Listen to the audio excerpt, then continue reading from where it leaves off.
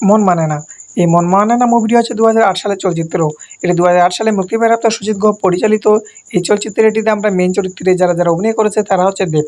মানে এই মুভির মেইন হিরো হচ্ছে দেব এবং তার বিপরীতে অভিনয় করেছেন কোয়েল মল্লিক। এই মুভির তাহলে বন্ধুরা মানে দেব হচ্ছে মেইন হিরো এবং কোয়েল মল্লিক হচ্ছে হিরোইন।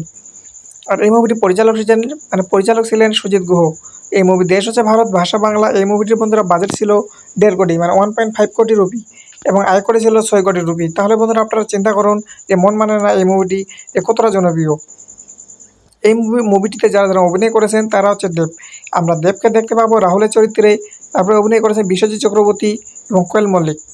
তাহলে বন্ধুরা কোয়েল মল্লিককে আমরা দেখতে পাবো রিয়া চরিত্রে।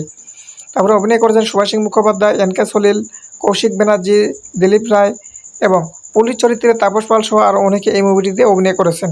এই মুভিটির কাহিনীটি এমন: রাহুল দেব ও রিয়া কোয়েল মল্লিক শিলিগুড়িতে একে অপরের সাথে পরিচয় হয়। তারপর রিয়া তার বন্ধুর সাথে দেখা করতে যাচ্ছে, মানে এমন আর কাহিনীটি হয়। তাহলে বন্ধুরা বেশি কিছু বলবো না।